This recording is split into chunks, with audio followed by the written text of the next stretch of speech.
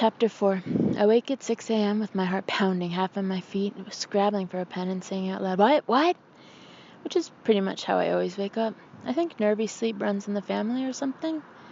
Last Christmas at Mom's house, I crept into the kitchen at about 3 a.m. for a drink of water, to find Mom in her dressing gown reading a court report, and Daniel swigging a Xanax as he checked the Hang Seng index on TV.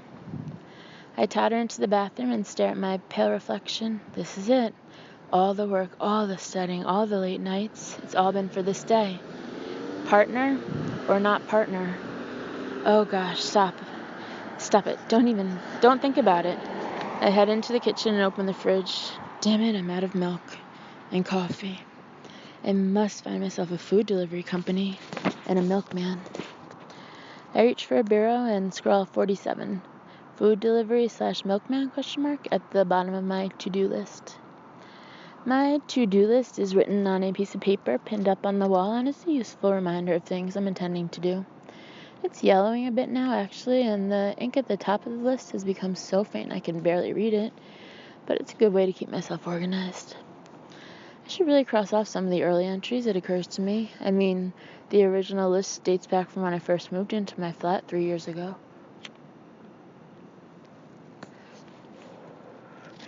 I must have done some of this stuff by now.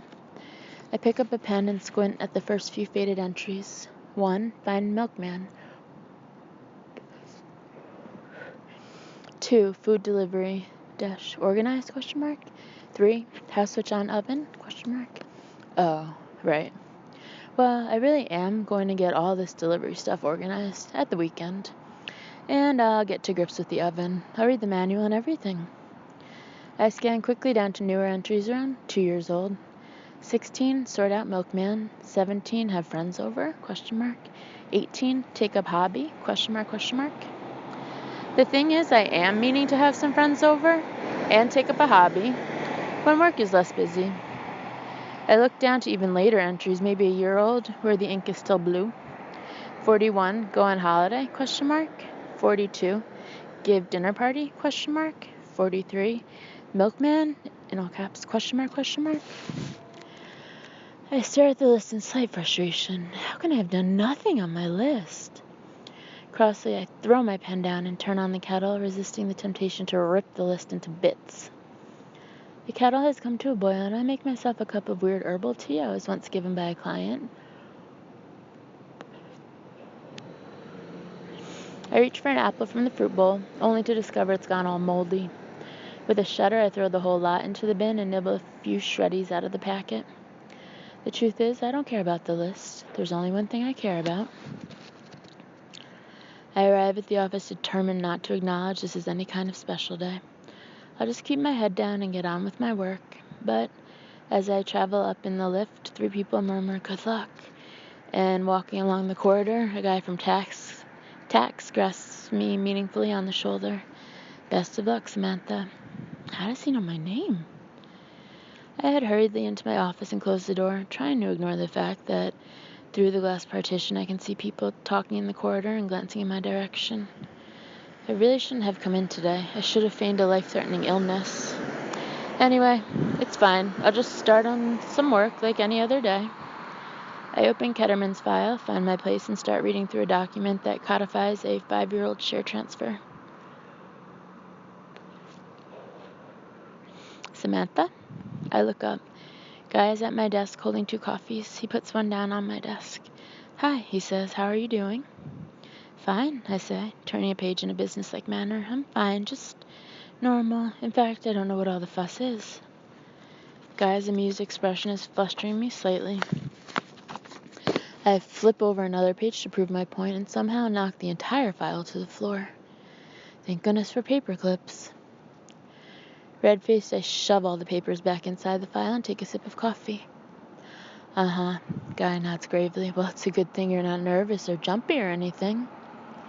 "Yes," I say, refusing to take the bait. "Isn't it?" "See you later." He lifts his coffee cup as though toasting me, then walks off. I look at my watch. Only 8:53. The partners' decision meeting starts in 7 minutes. I'm not sure I can bear this.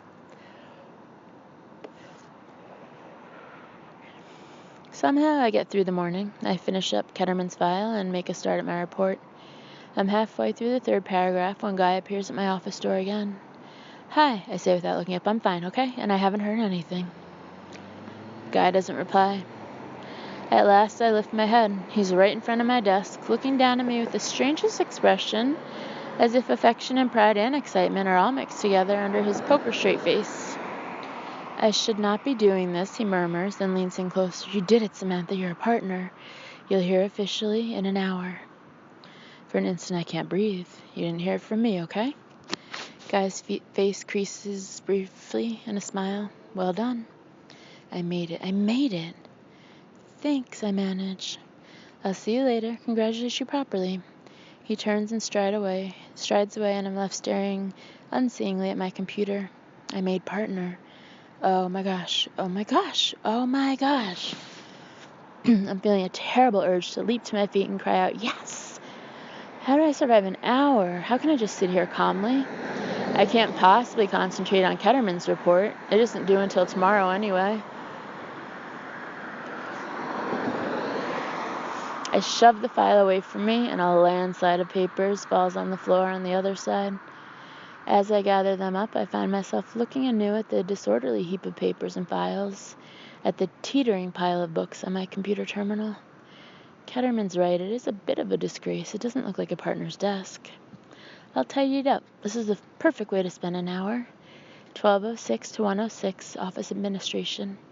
We even have a code for it on the computer timesheet.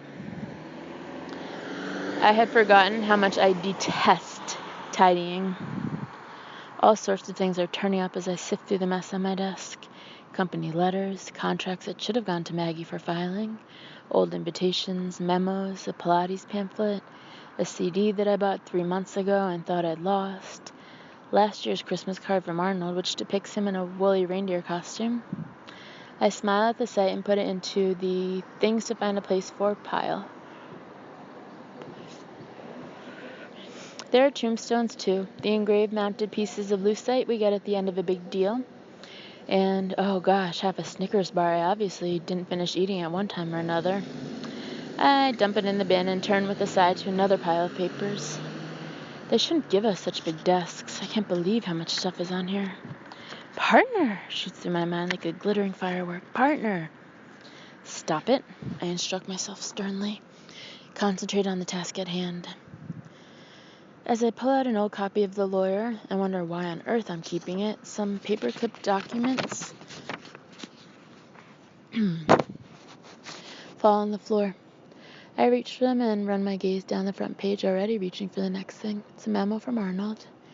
Re, Third Union Bank. Please find attached debenture for Glazer Books Ltd. Please attend to registration at company's house. I peer at it without great interest. Third Union Bank is Arnold's client, and I've only dealt with them once.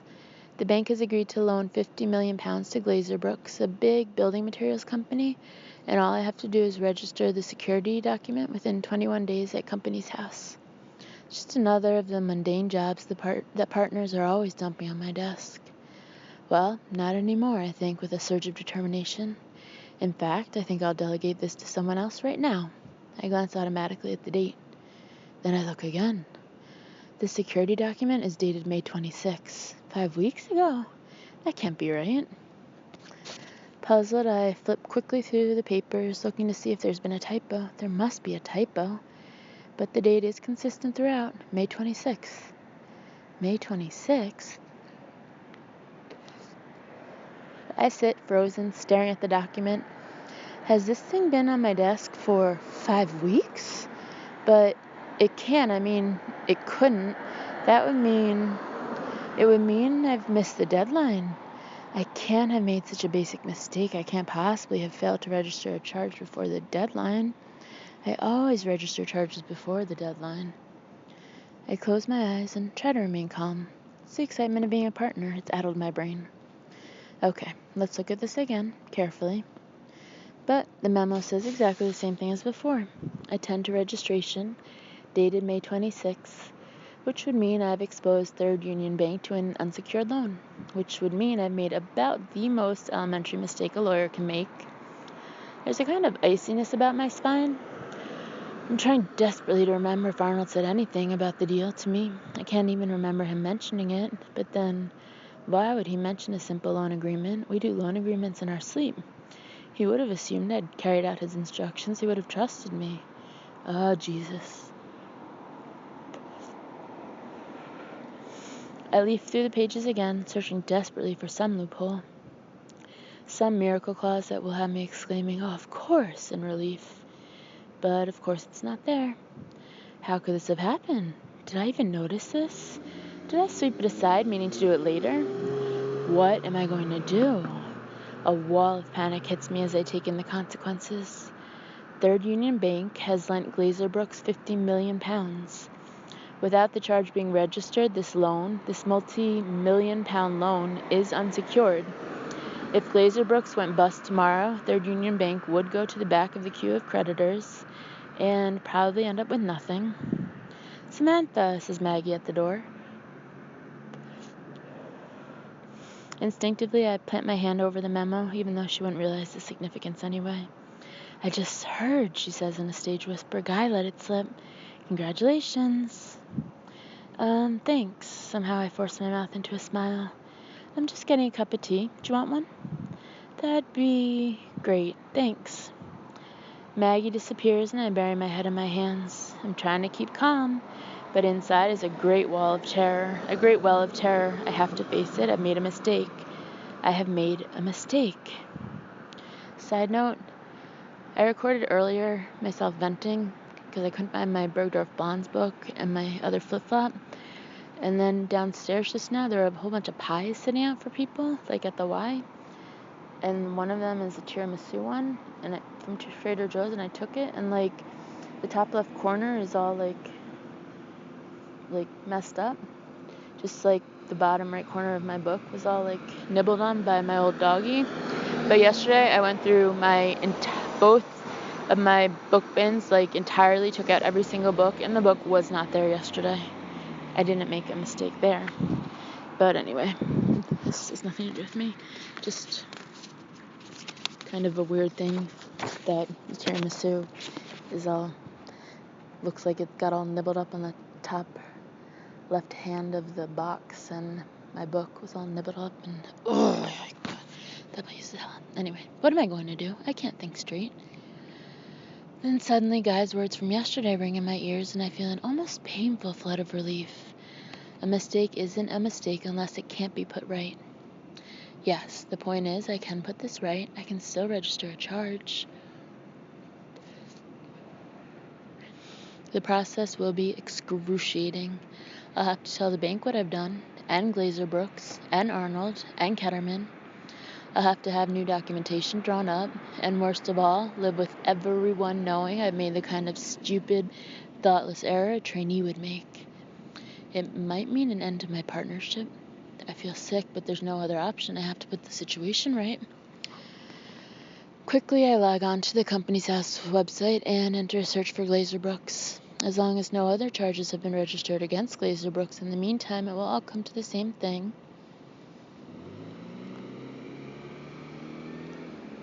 I stare at the page in disbelief. No, it can't be. There's a new debenture in Glazer Brooks' charge register securing £50 million owed to some company called BLLC Holdings. It was registered last week. Third Union Bank has been bumped down the creditor's queue. My mind is helter-skeltering. This isn't good. It's not good. I have to talk to someone quickly. I have to do something about this now before any more charges are made. I have to tell Arnold. Just the thought paralyzes me with horror. I can't do it. I just can't go out and announce I made the most basic, elementary error and put £50 million of our client's money at risk. What I'll do is start sorting out the mess first before I tell anyone here. Have the damage limitation underway. Yes, I'll call the bank first. The sooner they know, the better. Samantha? What? I practically leap out of my chair. You're nervy today. Maggie laughs and comes toward the desk with a cup of tea. Feeling on top of the world? For an instant, I honestly have no idea what she's talking about. My world has been reduced to me and my mistake and what I'm going to do about it. Oh, Right, yes. I try to grin back and surreptitiously wipe my damp hands on a tissue. I bet you haven't come down off your high yet. She leans against the filing cabinet. I've got some champagne in the fridge already. Great. Actually, Maggie, I've really got to get on. Oh, she looks hurt. Well, okay, I'll leave you. As she walks out, I can see indignation in the set of her shoulders. She probably thinks I'm a total cow. But every minute is another minute of risk. I have to call the bank immediately. I search through the attached contact sheet and find the name and number of our contact at Third Union, Charles Conway. This is the man I have to call. This is the man whose day I have to disturb and admit that I've totally messed up. With trembling hands, I pick up the phone. I feel as though I'm psyching myself up to dive into a noxious swamp. For a few moments, I just sit there, staring at the keypad, willing myself to punch in the number. At last, I reach out and dial. As it rings, my heart begins to pound. Charles Conway. Hi, I say, trying to keep my voice steady. It's Samantha Sweeting from Carter Spink. I don't think we've met. Hi, Samantha. He sounds friendly enough. How can I help? I was phoning on a technical matter. It's about, I can hardly bear to say it, Glazer Brooks. Oh, you've heard about that, says Charles Conway. News travels fast. The room seems to shrink. Heard what? My voice is higher than I'd like. I haven't heard anything. Oh, I assume that's why you were calling. Yes, they called in the receivers today. That last-ditch attempt to save themselves obviously didn't work. I feel lightheaded. Black spots are dancing in front of my eyes. Glazer Brooks is going bust. They'll never draw up the new documentation now, not in a million years. I won't be able to register the charge. I can't put it right. I've lost Third Union Bank 50 million pounds. I feel like I'm hallucinating. I want to gibber and panic. I want to thrust on the phone and run. It's a good thing you phoned as it happens, Charles Conway is saying. I can hear him tapping at a keyboard in the background, totally unconcerned. You might want to double-check that loan security. For a few moments, I can't speak. Yes, I say at last, my voice hoarse. Thank you. I put down the receiver, shaking all over. I fucked up. I have fucked up so big, I can't even... Barely knowing what I'm doing, I push back my chair. I have to get out. Chapter 5. I walk through reception on autopilot, out into the sunny lunchtime street, one foot in front of the other, just another office worker among the midday crowds. Except I'm different. I've just lost my client 50 million pounds. 50 million. The amount is like a drumbeat in my head. I don't understand how it happened. I don't understand. My mind keeps turning it over and over, obsessively. How could I have not seen? How could I have overlooked? It must have been put on my desk, then covered up with something else, a file, a pile of contracts, a cup of coffee. One mistake, the only mistake I've ever made.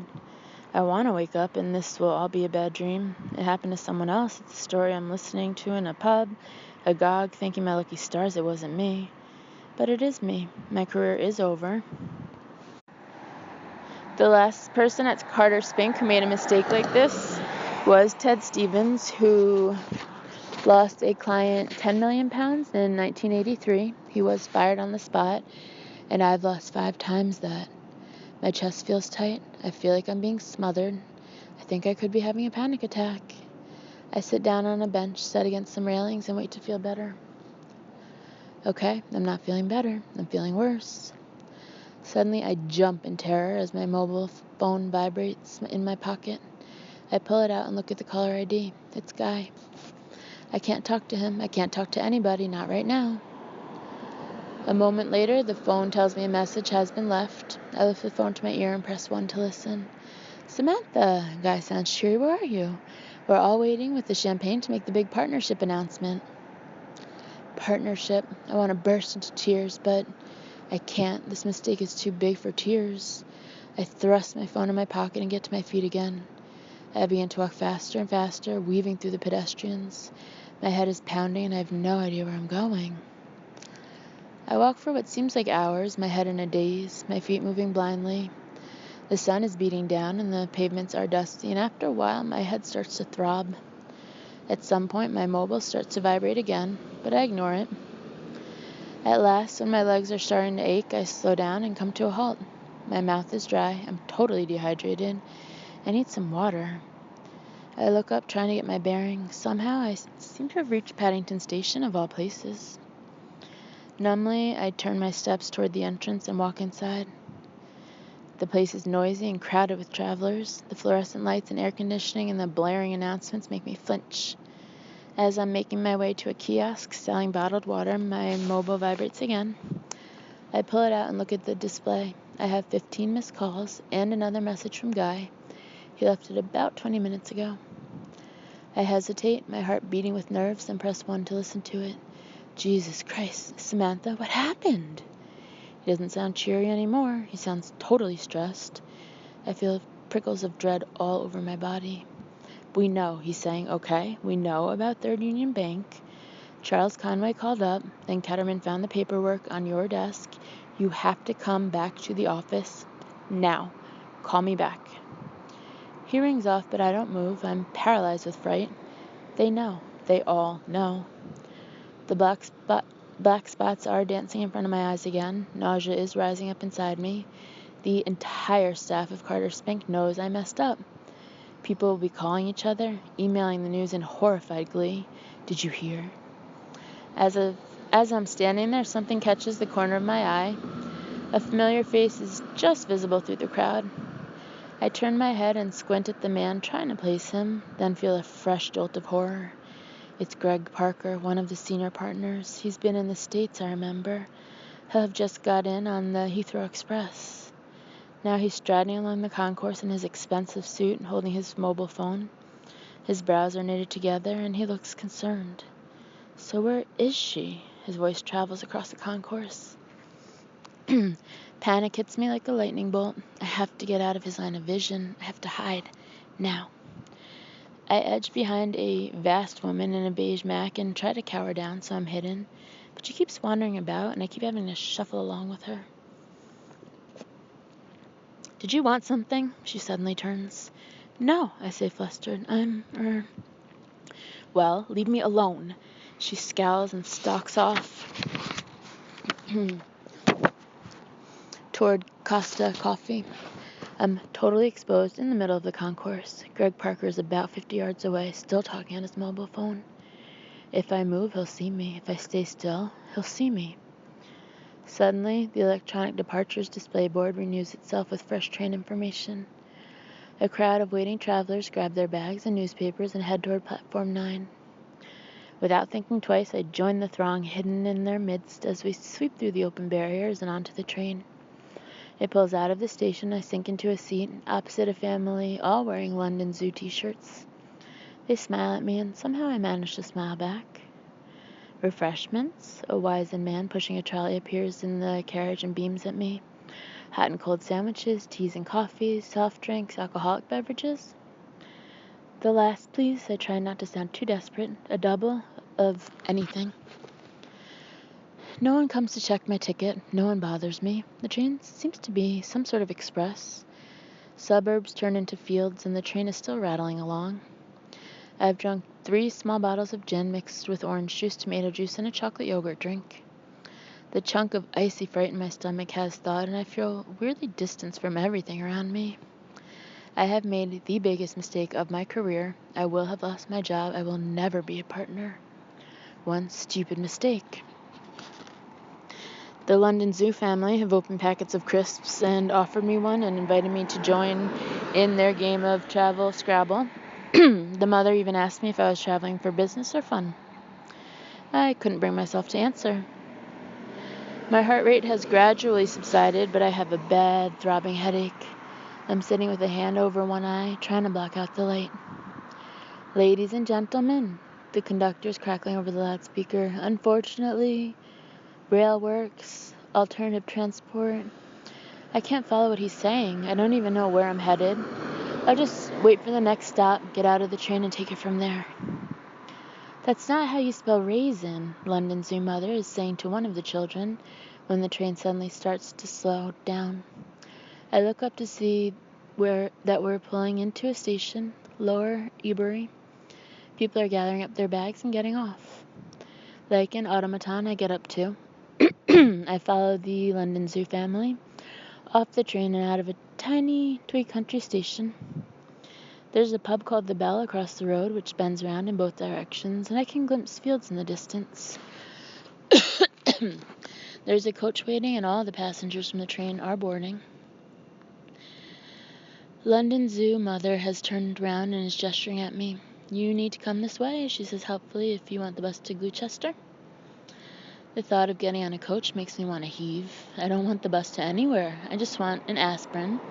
My head feels like it's about to split open. No thanks, I'm fine here. Before she can say anything else, I start walking down the road. I have no idea where I am. None. Inside my pocket, my phone suddenly vibrates. It's Guy. Again. This must be the 30th time he's rung, and every time he's left a message telling me to call him back, asking if I've got his emails. I haven't got any of his emails. I was so freaked out I left my BlackBerry on my desk. My phone is all I have. It vibrates again, and I stare at it for a few moments. I can't ignore him forever. My stomach clenched with nerves. I lift it to my ear and press talk. Hi, my voice is scratchy. It's me. Samantha? His incredulous voice blasts down the line. Is that you? Where are you? I don't know. I had to get away. I went into shock. Samantha, I don't know if you got my messages, but he hesitates. Everyone knows. I know. I lean against an old crumbling wall and squeeze my eyes shut. How did it happen? He sounds as shocked as I feel. How the hell did you make a simple error like that? I mean, Christ, Samantha. I don't know, I say numbly. You never make mistakes. Well, I do now. I feel tears rising and fiercely blink them down. What's happened? It's not good, he exhales. Ketterman's been having damage limitation talks with Glazer Brooks's lawyers and talking to the bank. And the insurers, of course. The insurers, the firm's professional indemnity insurance. I'm suddenly gripped by an almost exhilarating hope. If the insurers pay up without making a fuss, maybe things won't be as bad as I thought. But even as I feel my spirits lift, I know I'm like some traveler seeing the mirage through the haze. Insurers never cough up the whole amount. Sometimes they don't cough up anything. Sometimes they pay up but raise the premiums to unfeasible levels. What did the insurers say? Well, they haven't said anything yet.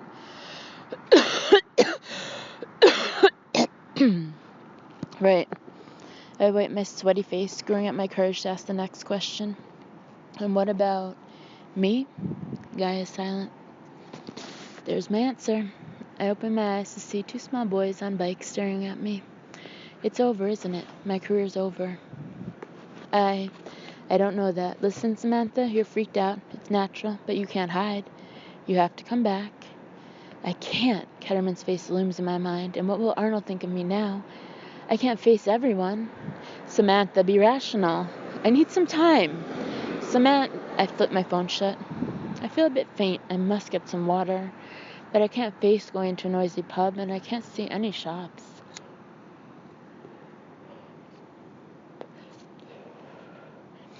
I totter along the road until I reach a pair of tall, carved pillars decorated with lions. Here's a house. I'll ring the bell and ask for some aspirin and a glass of water, and ask if there's a hotel nearby. I push open the elaborate wrought iron gate and crunch over the gravel toward the heavy oak front door. It's a rather grand old house made out of honey-colored stone, set well back from the road, with steep gables and tall chimneys and two Porsches on the drive. I raise a hand and tug the bell pull. There's silence. The whole house seems dead. I'm about to give up and trudge back down the drive when all of a sudden the door swings open. Before me stands a woman with blonde lacquered hair to her shoulders and long dangly earrings. She has lots of makeup, long silk trousers, and a weird shade of peach. A cigarette in one hand and a cocktail in the other. Hello. She drags on her cigarette and looks at me a bit suspiciously. Are you from the agency?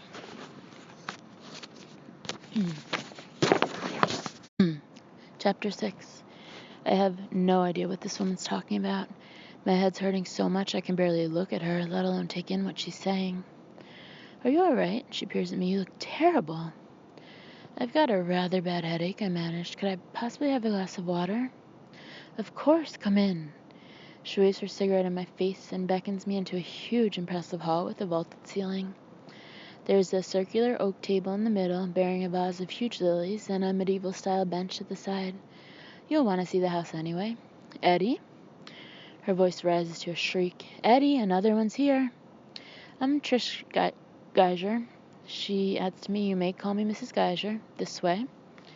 She leads me down a short passage into a luxurious maple kitchen and tries a few drawers, apparently at random, before crying, aha, and pulling out a plastic box. She opens it to reveal about 50 assorted bottles of pain relief tablets, vitamins, and bottles of something called Hollywood Skin Glow supplement, and starts riddling about them with her lacquered fingernails. I've got aspirin, paracetamol, ibuprofen, very mild Valium. She holds up a livid red pill. This one's from America, she says brightly, illegal in this country. Lovely. She hands me 3 green tablets, and after a few attempts, locates a cupboard full of glasses. Here we are. Migraine relief. They'll zap any headache. Eddie! She runs me some ice water from the fridge. Drink that up. Thanks, I say, swallowing the tablets down with a wince. I'm so grateful. My head's just so painful I can barely think straight. Your English is very good. She gives me a close, appraising look. Very good indeed. Oh, I say, thrown right. Well, I'm English. That's, probably why. You're English? Trish Geiger seems galvanized by this news. Well, come and sit down. Those will kick in a minute. If they don't, we'll get you some more. She sweeps me out of the kitchen and back through the hall. This is the drawing room, she says, pausing by a door. She gestures around the large grand room, dropping ash on the carpet. It's decorated with what look like antiques, several big velvet sofas, and lots of lamps and ornaments everywhere. As you'll see, there's quite a lot of hoovering, dusting, silver to be kept clean. She looks at me expectantly. Right, I nod. I have no idea why this woman is telling me about her housework, but she seems to be waiting for a reply. It's a beautiful table, I offer at last, gesturing to a shiny mahogany side table. It needs polishing. Her eyes narrow. Regularly, I do notice these things. Of course, I nod, bemused. We'll go in here. She's leading me through another huge grand room into an airy glass conservatory, furnished with opulent teak, sun loungers, frondy plants, and a well-stocked drinks tray. Eddie, come in here. She bangs on the glass, and I look up to see a dark-haired man in golfing slacks walking over the large, well-manicured lawn. He's tanned and affluent-looking, probably in his late 40s. Trish is probably in her late 40s, too, I think, glimpsing her crow's feet as she turns away from the window. Lovely garden, I say. Oh. Her eyes sweep over it without much interest. Yes, our gardener is very good, has all sorts of ideas. Now sit down. She makes a flapping motion with her hands, and feeling a little awkward, I sit down on a lounger. Trish sinks into a basket chair opposite and drains her cocktail. Can you make a good Bloody Mary? She asks abruptly. I stare at her, bewildered. No matter, she drags on her cigarette. I can teach you. Teach me? How's your head? She demands before I'm able to finish. Better? Here's Eddie. Greetings. The door opens and Mr. Geiger comes into the conservatory. He doesn't look quite as impressive close up as he did striding over the lawn. His blue eyes are a little bloodshot, and he has the beginnings of a beer belly. Eddie Geiger, he says, holding out his hand jovially, master of the house. Eddie, this is... Trish looks at me in surprise. What's your name? Samantha, I explain. I'm so sorry to bother you, but I have the most terrible headache. I gave Samantha some of those wonderful migraine tablets, puts in Trish. Good choice. Eddie unscrews a Scotch bottle and pours himself a drink. I'm very grateful, really. I manage a half smile. You've been very kind, letting me trespass on your evening. Her English is good, isn't it? Eddie raises his eyebrows at Trish. She's English, says Trish triumphantly, as though she's pulled a rabbit out of a hat. Understands everything I say. I'm really not getting something here. Do I look for it? Shall we do the tour of the house? Eddie turns to Trish. Really, it's not necessary. I begin, I'm sure it's absolutely beautiful. Of course it's necessary. Trish stubs at her cigarette. Come on, bring your glass. This woman cannot have a life. All she seems interested in is housework. As we trail around the first floor, viewing one splendid room after another, she keeps pointing out things that need special dusting and polishing, and how careful you have to be with the soft furnishings. I'm sure silk drapes do need special treatment, but why tell me? Now, upstairs, she sweeps out of the dining room. Oh gosh, there's more? You come from London, Samantha? Says Eddie Geiger as we head up the stairs. A huge oil painting of Trish in a long blue evening dress with astonishingly sparkly eyes and teeth gazes down at us, and I can see the real Trish waiting for a reaction. Yes, I do. That's a lovely painting, I add, so vivid. We were rather pleased with it. Trish looks complacent. And you have a full-time job there? I'm sure Eddie's only asking to be polite, but for a few moments I can't bring myself to answer. Do I have a job? I did, I say at last. To be honest, I don't know what my situation is at the moment. What sort of hours did you work? Trish seems suddenly interested in the conversation. All hours, I shrug. I'm used to working all day and into the night, through the night sometimes. The Geisers look absolutely stunned at this revelation. People just have no idea what the life of a lawyer is like. You used to work through the night? Trish seems stupefied. On your own? Me and the other staff, whoever was needed. So you come from a big setup? One of the biggest in London. Trish and Eddie are darting glances at each other. They really are the oddest people. Well, we're far more relaxed, you'll be glad to hear. Trish pushes open a door. This is the master bedroom, the second bedroom. As we walk down the corridor, she opens and closes doors and shows me 4-poster beds and swishy curtains and matching upholstered ottomans until my head swims. I don't know if it's too much floral wallpaper or whatever was in those migraine pills, but I'm feeling more lightheaded by the minute. The green bedroom. As you know, we don't have children or pets. Are you a smoker? Trish suddenly demands. No, thanks. Not that we mind either way. We descend a small flight of stairs and I grab onto the wall to keep myself steady. Are you alright? Eddie catches my arm. I think those tablets were a bit strong, I mumble. They can be, Trish gives me a considering look. You haven't drunk any alcohol today, have you? Well, yes. She pulls a face. Well, maybe you should have a little rest before you leave. What a good thing we've come to the staff accommodation. She opens the last door with a flourish.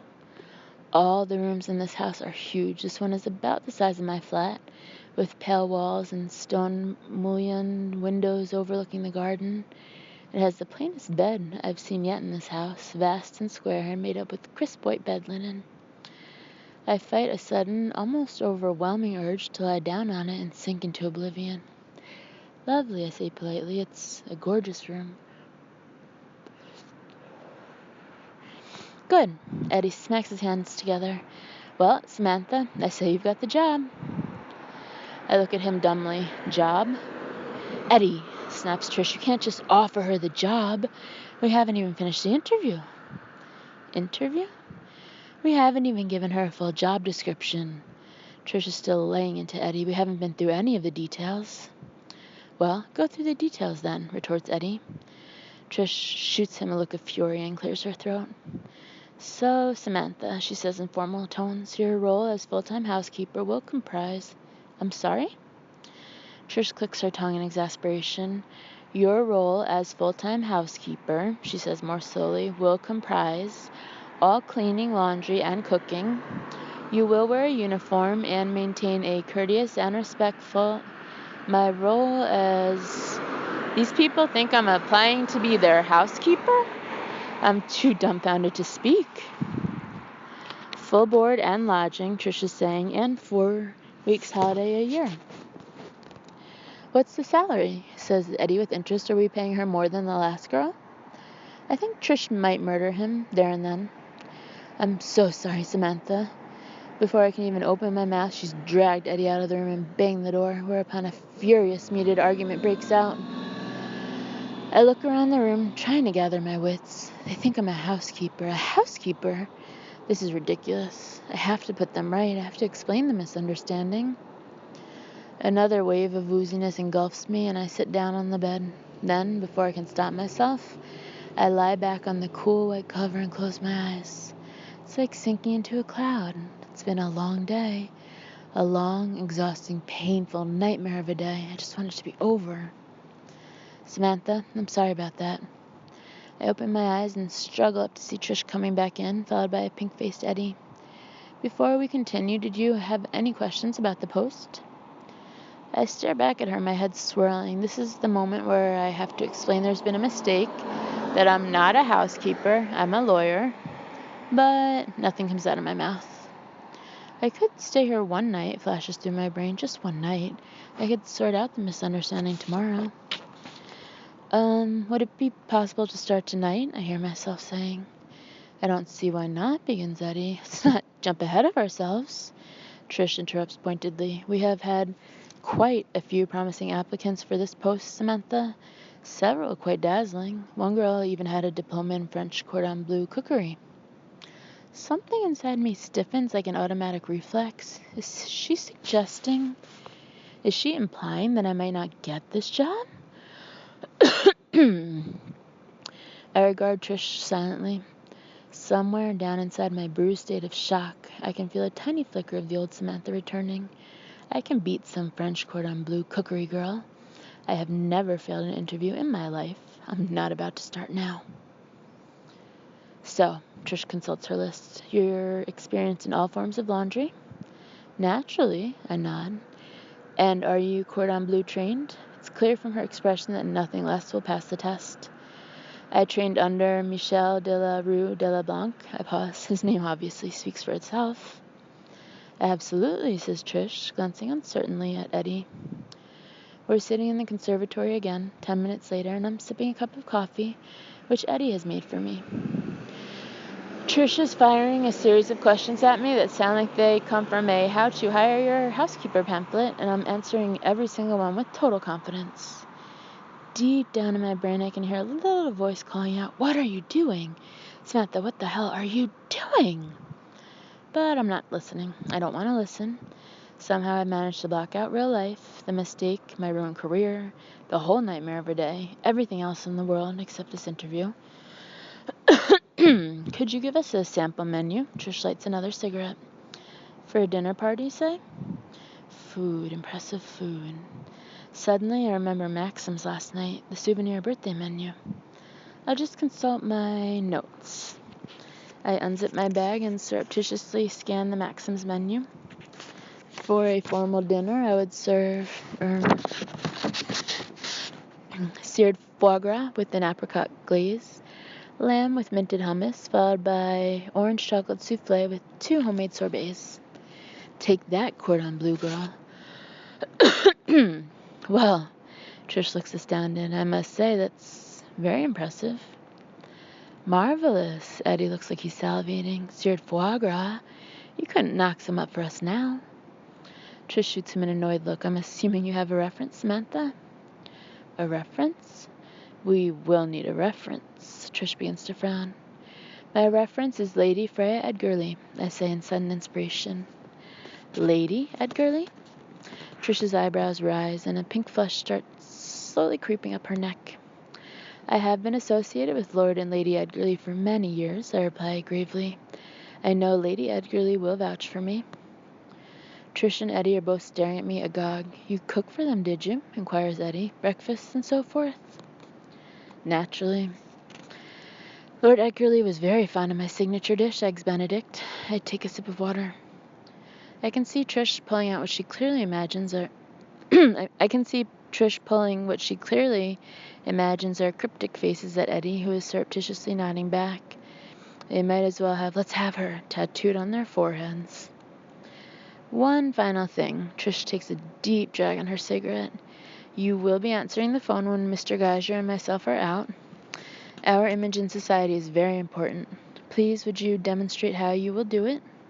She nods at a phone on a nearby table. They cannot be serious, except I think they are.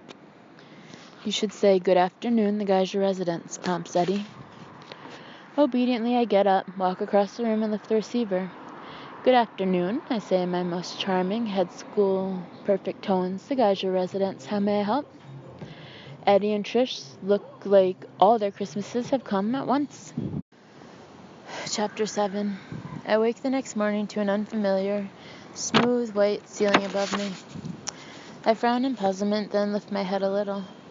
The sheets make a strange rumpling sound as I move. What's going on? My sheets don't sound anything like that. But of course, they're the Geiger sheets.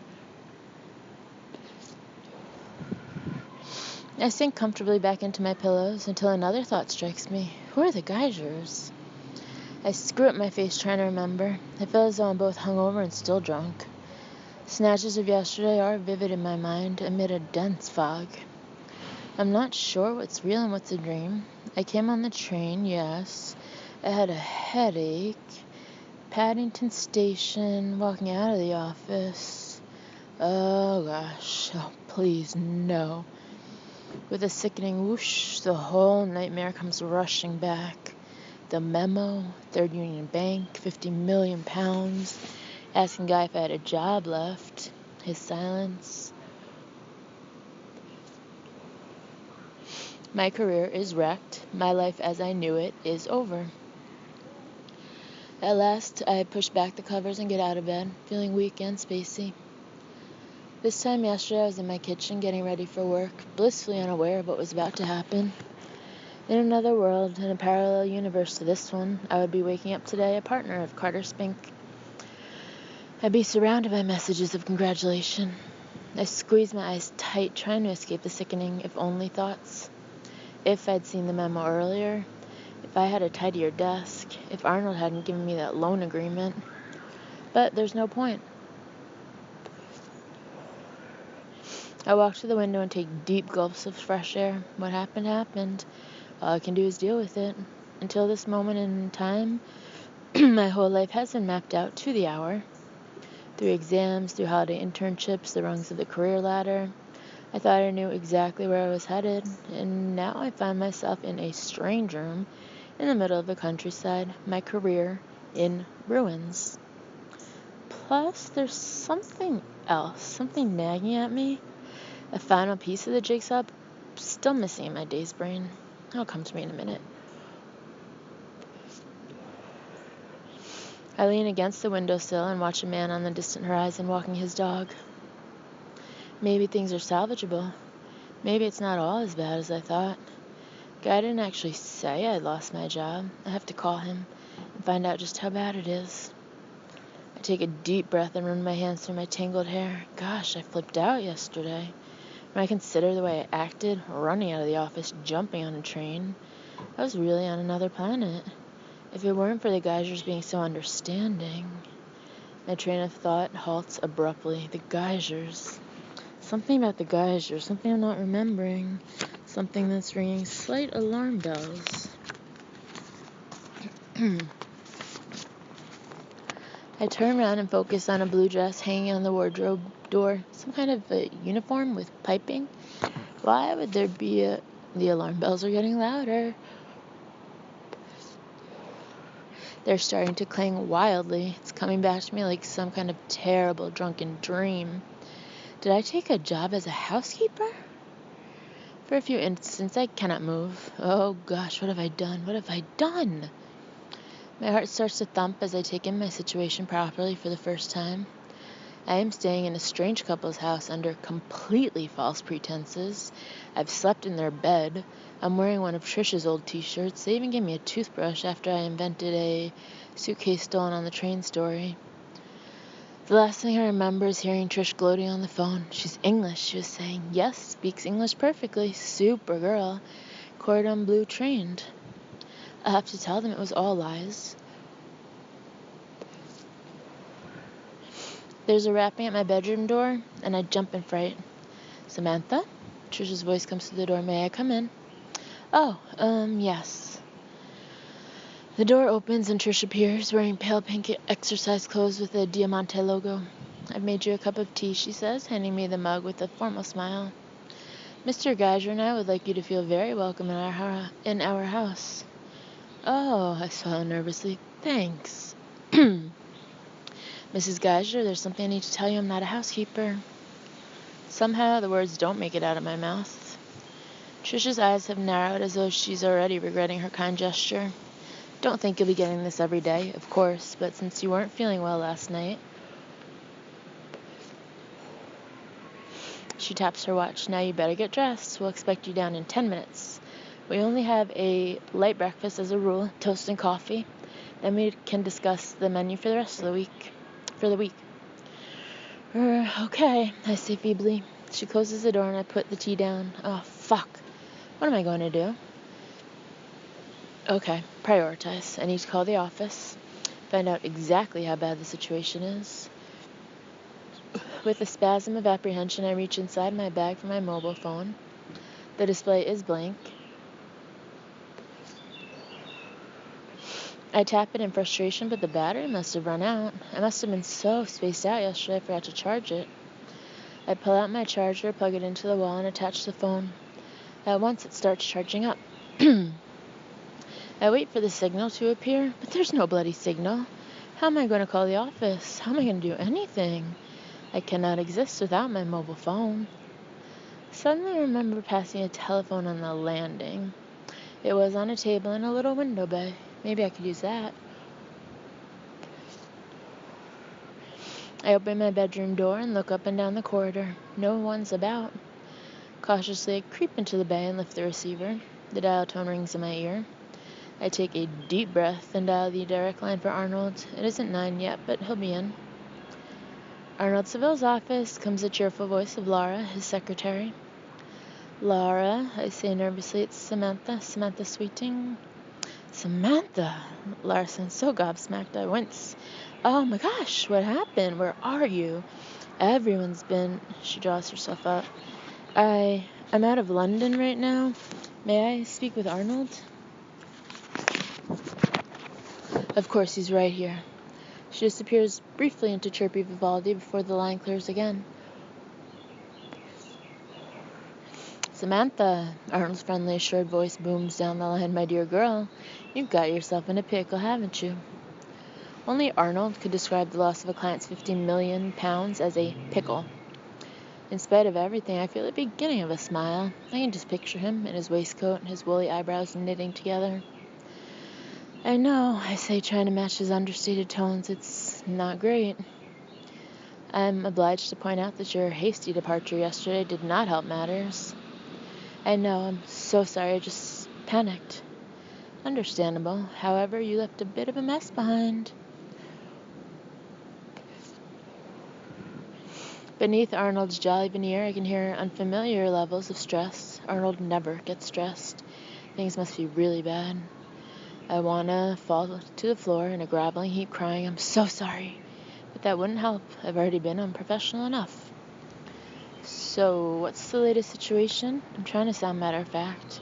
"Is there anything the receivers can do?" "I think it unlikely. They say their hands are tied." "Right." His response is like a hammer blow to the stomach. "So that's it. The 50 million is gone for good." "And the insurers?" "That is the next step. Of course, the money will be recovered eventually, I'm sure, but not without complications, as I think you will appreciate." "I know," I whisper. "There's no good news. There's no silver lining. I fucked up." "Arnold," I say, my voice quivering, "I have no idea how I could have made such a stupid mistake. I don't understand how it happened. I don't even remember seeing the memo on my desk." "Where are you now?" Arnold breaks in. I look helplessly out the window at the Geiger's gravel drive. To be honest, I don't even know exactly where I am. "You don't know?" "I'm in the country somewhere, but I can come back right now." My words tumble out. "I'll get on the first train. I'll only be a few hours." I don't think that's a good idea. There's a new edge to Arnold's voice, which pulls me up short. Have I been fired?" There have been slightly more pressing matters to consider, Samantha. He sounds testy. Of course. I feel the blood rush back into my head. I'm sorry. I've been with Carter Spink all my working life. All I ever wanted was... I can't even say it. Samantha, I know you're a very talented lawyer, Arnold sighs. No one is in any doubt of that. But I made a mistake. I can hear tiny crackles down the line, my own pulse beating in my ears. Samantha, I'll do everything I can, he says at last. I might as well tell you a meeting has been arranged this morning to discuss your future. And you honestly don't think I should come in? I bite my lip. It might do more harm than good at the moment. Stay where you are. Leave the rest to me. Arnold hesitates, his voice a little gruff. I'll do my best, Samantha, I promise. Thank you so much, I say quickly, but he's gone. Slowly, I put down the phone. I have never felt so powerless in my life. I have a sudden vision of them all sitting gravely round a conference table. Arnold, Ketterman, maybe even Guy, deciding whether to give me another break. There's still a chance. If Arnold is on my side, others might be too. Supergirl. I jump at the sound of Trish's approaching voice. Well, of course I'll check her references, but Jillian, I'm a very good judge of character. I'm not easily fooled. Trish rounds the corner, holding a mobile to her ear, and I quickly move away from the telephone. Samantha, she says in surprise, what are you doing? Still not dressed? Buck up. She heads off again, and I scuttle back to my room. I suddenly feel bad. In fact, I feel terrible. How are the Geisers going to react when I tell them I'm a total fraud? That I'm not a trained cordon bleu housekeeper at all. I just wanted a place to stay for the night. I have a sudden image of them bundling me furiously out of the house, feeling totally used. Maybe they'll even call the police and file charges. Oh gosh, this could get really nasty. But, I mean, it's not like I have any other option. It's not like I could actually... Could I? I pick up the blue uniform and finger it, my mind whirling round and round.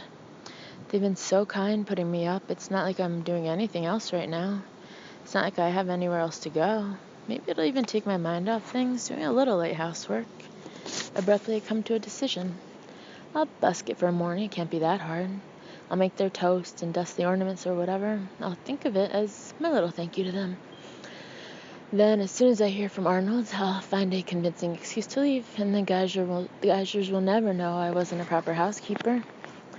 Hurriedly, I put on my uniform and run a comb through my hair. Then I stand to face myself in the mirror. Good morning, Mrs. Geiser, I say to my reflection. And, how would you like the drawing room dusted?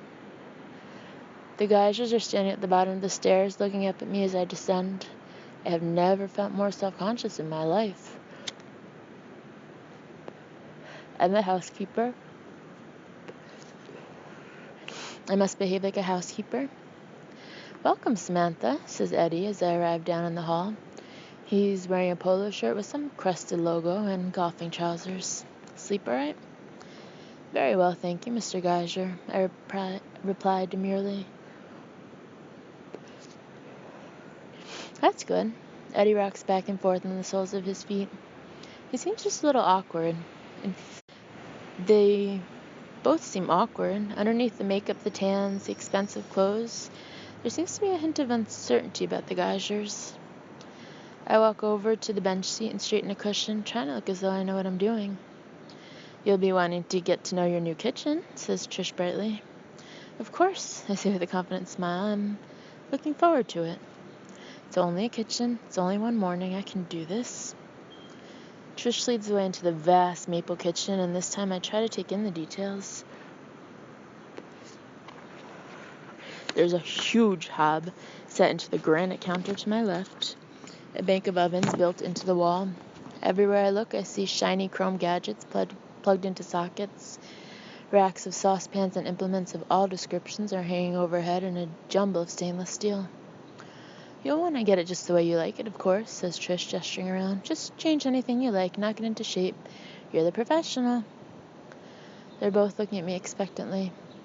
Absolutely, I say in a business-like way. Obviously, I have my own systems. That shouldn't be there. For example, I point randomly at a small metal gadget resembling a torpedo. The juice extractor, supplies Trish. Exactly. I'll have to move it. Really? Trish looks fascinated. Why is that? There's a beat of silence. Even Eddie looks interested. Kitchen ergonomic theory, I improvise. So you'd like toast for breakfast? I add quickly. Toast for both of us, says Trish, whole wheat, and coffee with skim milk. Coming up, I smile, feeling slight relief. I can make toast, and the bread bin is helpfully marked bread. So I'll just bring that through in a moment, I add, trying to chivvy them out. Would you like to eat in the dining room? There's a small crash from the hall. That'll be the newspaper, says Trish. Yes, you may serve breakfast in the dining room. She hurries out, but Eddie loiters in the kitchen. You know, I've changed my mind. He gives me a jovial smile. Forget the toast, Samantha. I'll have your famous eggs Benedict. You whetted my appetite last night. Last night? What did I say last? Oh, Jesus. Eggs Benedict. My famous signature dish is beloved by Lord Edgarly. What was I thinking? I don't even know what Eggs Benedict is. Are you sure that's what you want? I try to sound relaxed. I wouldn't miss your specialty. Eddie rubs his stomach in anticipation. It's my favorite breakfast. The best Eggs Benedict I've ever tasted were at the Carlisle in New York, but I'll take a bet yours are even better. I don't know about that. Okay, think. It must be simple enough. Eggs and something. Eddie leans against the counter with an expectant look. I've a nasty suspicion he's waiting for me to start cooking. Hesitantly, I get down a gleaming pan from the rack just as Trish buzzes in with the newspaper. She eyes me with bright curiosity.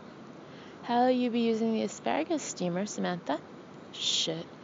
I just wanted to examine it. Yes. I nod briskly as though the pan has confirmed my suspicions, then carefully hang it back on the rack again. Could I quickly look it up in a cookbook? But it's supposed to be my specialty. Why would I need a cookbook? I'm feeling hotter and hotter. I have no idea how to begin. Do I crack the eggs, boil them? Here you are. Eddie takes a huge box of eggs out of the fridge, plonks them on the counter, and lifts the lid. Should be enough there, I'd imagine. Before me are rows and rows of brown eggs. What do I think I'm doing? I can't make bloody Eggs Benedict. I can't make these people breakfast. I'm going to have to confess. I turn around and take a deep breath. Mr. Geiger, Mrs. Geiger. Eggs? Trisha's voice cuts across mine. Eddie, you can't have eggs. Remember what the doctor said. Her eyes bore into me. What did he ask you for, Samantha? Boiled eggs? Mr. Geiger ordered Eggs Benedict, but the thing is, you're not eating Eggs Benedict. Trish practically shrieks at Eddie. It's full of cholesterol. I'll eat what I like, Eddie protests. The doctor gave him an eating plan. Trish is dragging furiously on her cigarette as she speaks.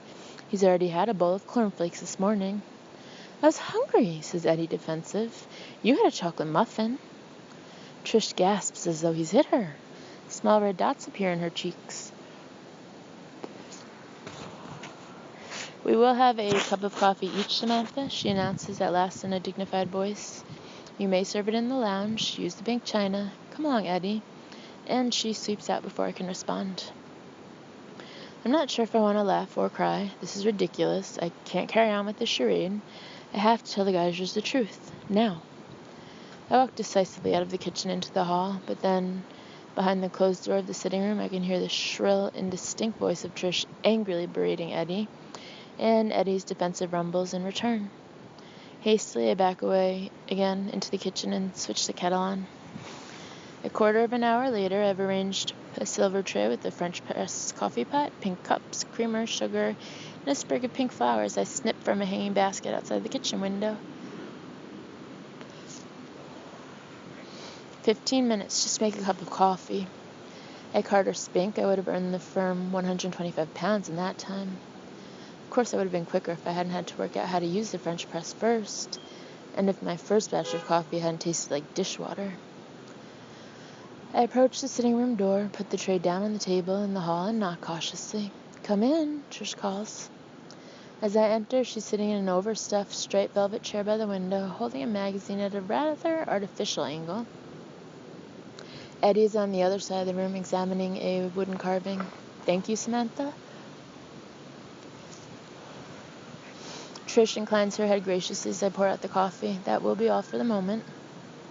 I feel as though I've stumbled into some bizarre merchant ivory costume drama, except the costumes are pink yoga wear and golfing sweaters. Very good, madam, I say, playing my part. Then, without meaning to, I bob a curtsy. There's a staggered pause. Both geysers just gape at me in astonishment.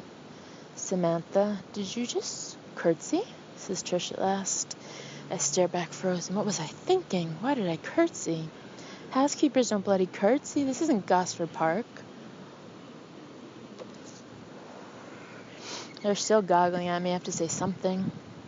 The Eggerleys like me to curtsy. My face is prickling all over. It's a habit I got into. I'm sorry, madam. I won't do it again. Trish is squinting at me as though she's trying to make me out. She must realize I'm a fake. She must. I like it, she pronounces at last and nods her head in satisfaction. Yes, I like it. You can curtsy here, too. What? This is the 20th century, and I'm being asked to curtsy to a woman called Trish? I take a breath to protest, then close my mouth again. It doesn't matter. It's not real. I can curtsy for a morning.